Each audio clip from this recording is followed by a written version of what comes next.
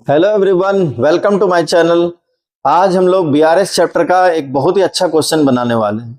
इसके पहले दो वीडियो मैं चैनल पर ऑलरेडी अपलोड कर चुका हूं। वो वीडियो आप वहां चैनल की प्लेलिस्ट से देख सकते हैं, जिसमें कि एक वन शॉट वीडियो है जो कि आपको फुल कॉन्सेप्ट समझने में बहुत हेल्पफुल होगा। ठीक है, तो चलिए आज देखते हैं कि हम लोग जो क्वेश्चन बनाने वाले हैं उसमें क्या नया सीखने के लायक है।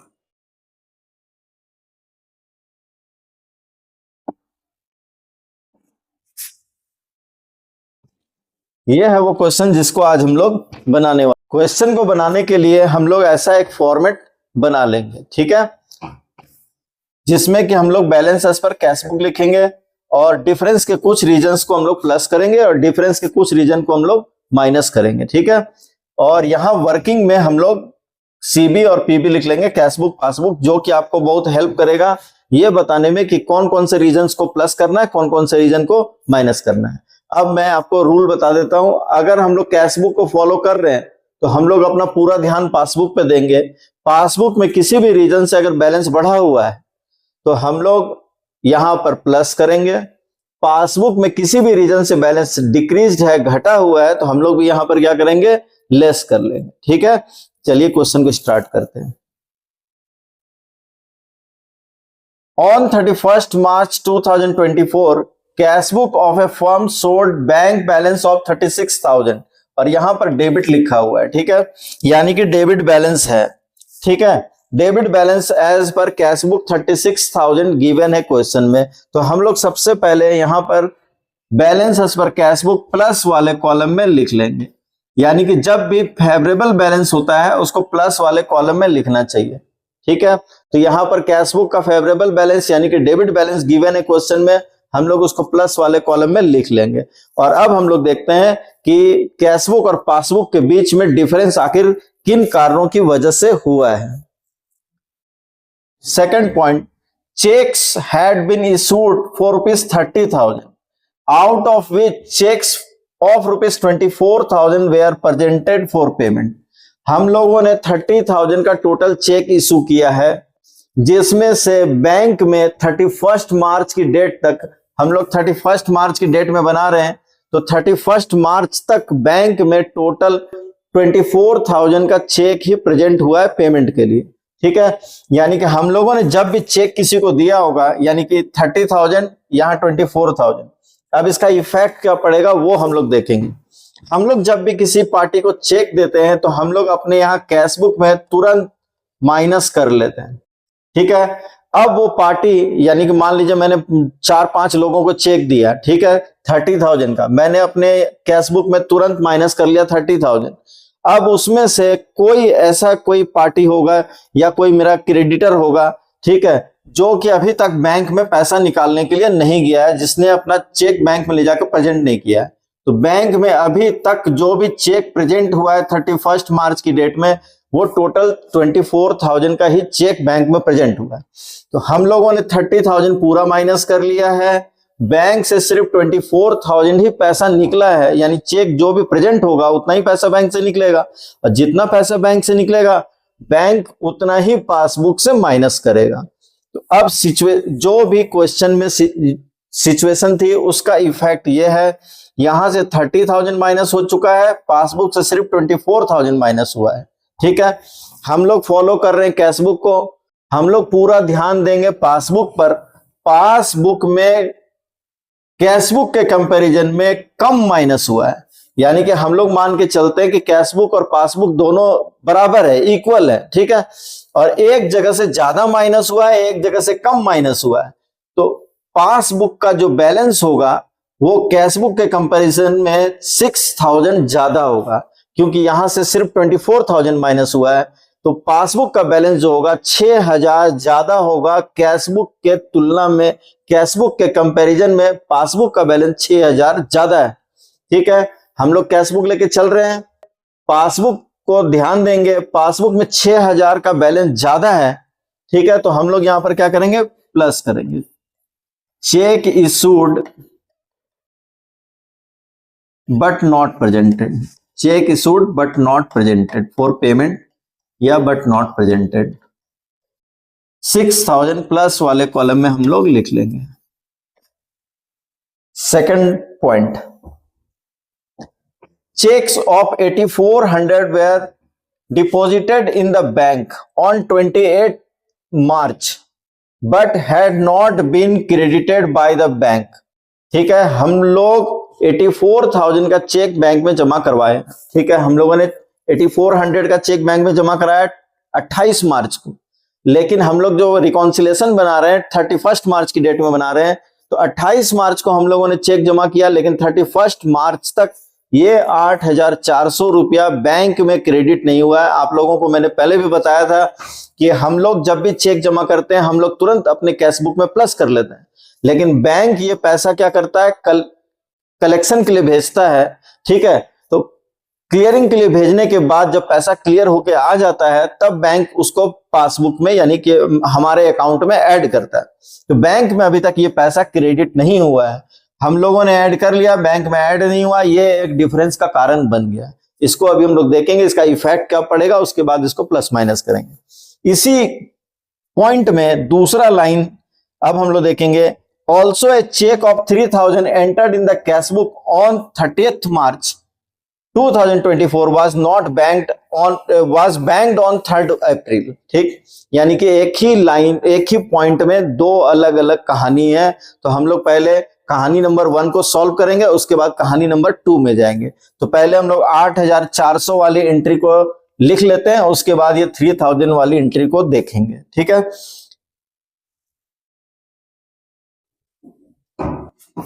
हम लोग जब भी बैंक में चेक डिपॉजिट करते हैं हम लोग तुरंत कैशबुक में प्लस कर लेते हैं। यहां पर हम लोगों ने 8,400 तुरंत प्लस कर लिया, बैंक में अभी तक वो पैसा क्रेडिट नहीं हुआ है, डिफरेंस हो गया है।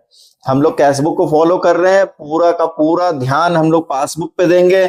यहां पर प्लस हो गया 8,400, यहां पर प्लस नहीं हुआ है। कैशबुक के कंपैरिजन में पासबुक का बैलेंस 8,400 रुपया कम है, पासबुक का बैलेंस कम है, तो हम लोग उसको कैशबुक में भी यहां पर क्या करेंगे, रिकॉन्सिलेशन स्टेटमेंट में माइनस कर लेंगे। ठीक है, तो हम लोग यहां पर लिखेंगे चेक डिपॉजिटेड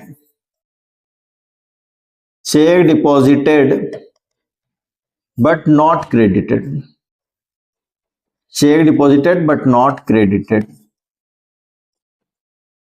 8,400 माइनस वाले कॉलम में लिख लें। इसके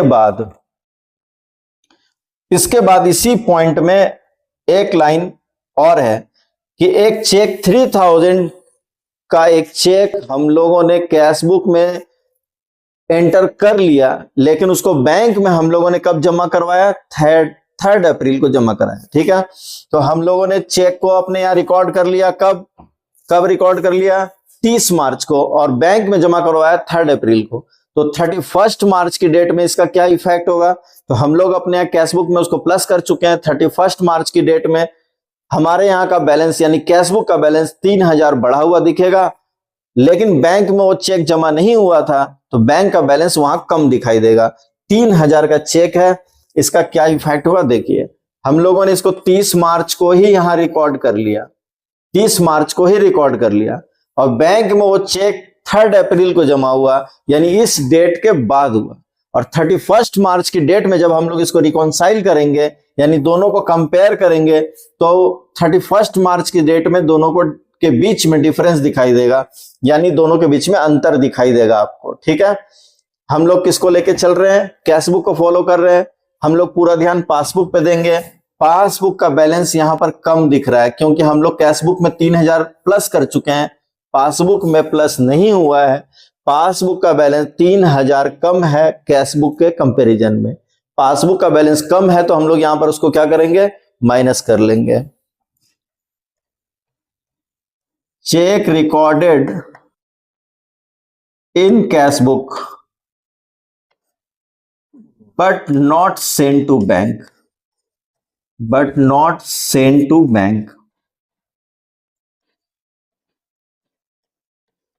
यानी कि 31 मार्च की डेट तक चेक को बैंक में नहीं भेजा गया था।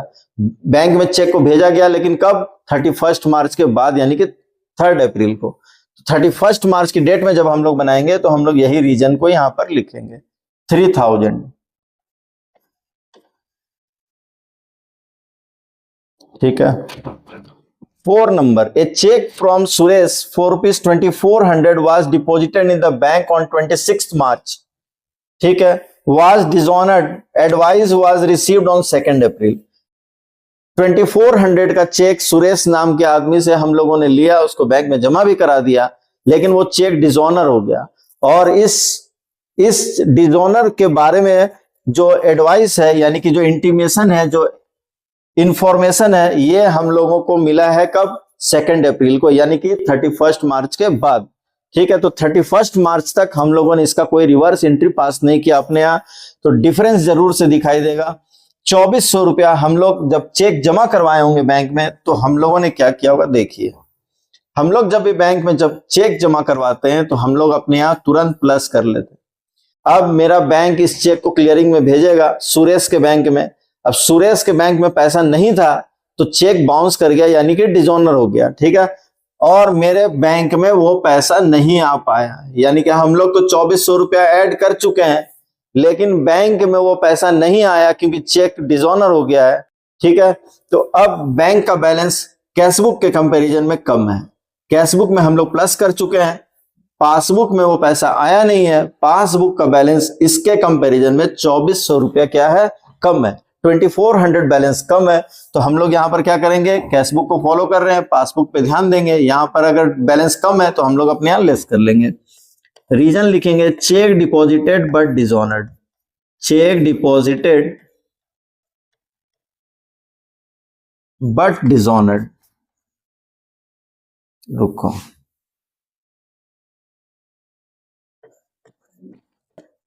चेक डिपॉजिटेड बट डिसऑनर्ड,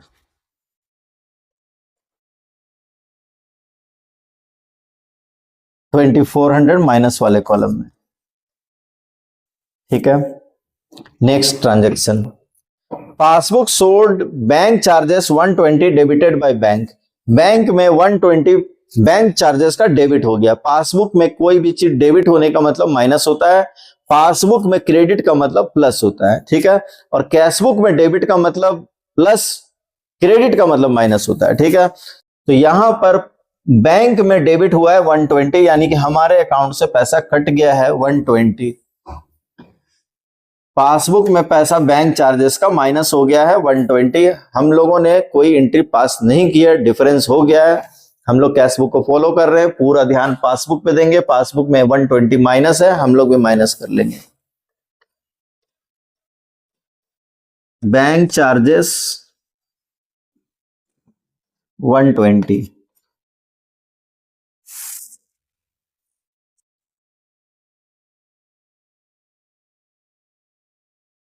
ठीक है। इसके बाद last entry, one of the debtors deposited 3000 in the bank account of the firm on 26 March 2024, but the intimation in this respect was received from the bank on 2 अप्रैल। 26 मार्च को मेरे किसी customer ने, यानी debtors ने 3000 मेरे अकाउंट में जमा करा दिया, ठीक है। लेकिन इसके बारे में जो खबर है, जो इंटीमेशन है, वो 2 अप्रैल को रिसीव हुई है, ठीक है। तो हम लोग जब भी इसके बारे में एंट्री करेंगे 2 अप्रैल को करेंगे, लेकिन हम लोग रिकॉन्सिलेशन 31 मार्च की डेट में बना रहे हैं। तो 31 मार्च की डेट में क्या होगा, बैंक में पैसा 26 मार्च को ही जमा हो गया था, तो बैंक में 26 मार्च को पैसा जमा हो गया था, बैंक का बैलेंस बढ़ा हुआ है। 31 मार्च को जब रिकॉन्साइल करेंगे तो पता चलेगा कि कैशबुक में पैसा कम है, पासबुक में पैसा ज्यादा है, कितना, 3000 रुपया, ठीक। इसका क्या इफेक्ट होगा देखते हैं। जब भी कोई मेरे अकाउंट में डायरेक्ट पैसा जमा करा देगा, पासबुक का बैलेंस बढ़ जाएगा, ठीक है। लेकिन हम लोग अभी तक कैशबुक में कुछ भी नहीं लिख पाए क्योंकि हमारे पास कोई इंफॉर्मेशन इस बारे में नहीं थी। डिफरेंस हो गया है, कैशबुक को फॉलो कर रहे हैं, पासबुक पर ध्यान देंगे। पासबुक का बैलेंस 3000 बढ़ा हुआ है, हम लोग यहां पर प्लस कर लेंगे। Amount directly deposited by customer, amount directly deposited by customer, customer या डेटर आप जो मन करे लिख सकते हैं। 3000, ठीक है।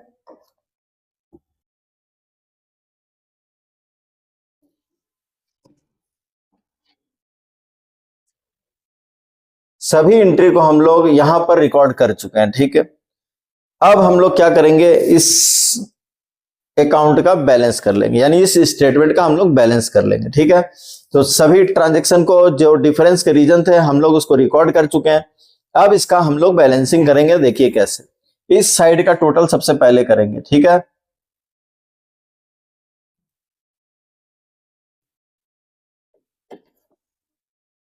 इस साइड का टोटल आ रहा है 45,000, प्लस वाले कॉलम का टोटल 45,000 है, और इस साइड का टोटल कितना आ रहा है देखिए,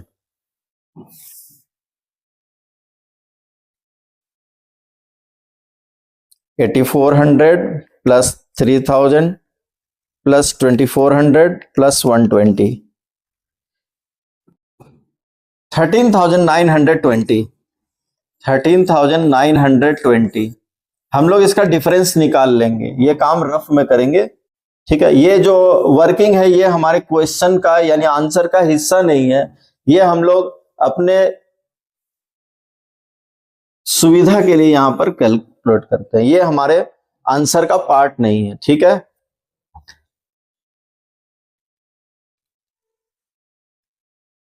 $31,080 का डिफरेंस है।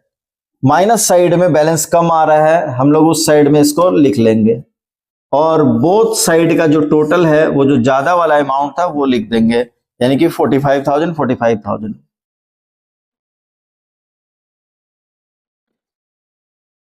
ठीक है।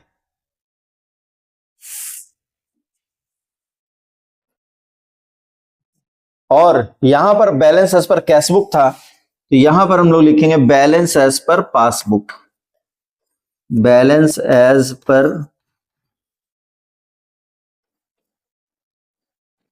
पासबुक, ठीक है। ये क्वेश्चन आप अच्छी तरह से समझ गए होंगे। इसके बाद हम लोग बैलेंस एज पर पासबुक को लेकर एक दो क्वेश्चन बनाएंगे, और उसके बाद ओवरड्राफ्ट बैलेंस का कुछ क्वेश्चन बनाएंगे, ठीक है। तो मिलते हैं नेक्स्ट क्लास में, तब तक मन लगा के पढ़ते रहना।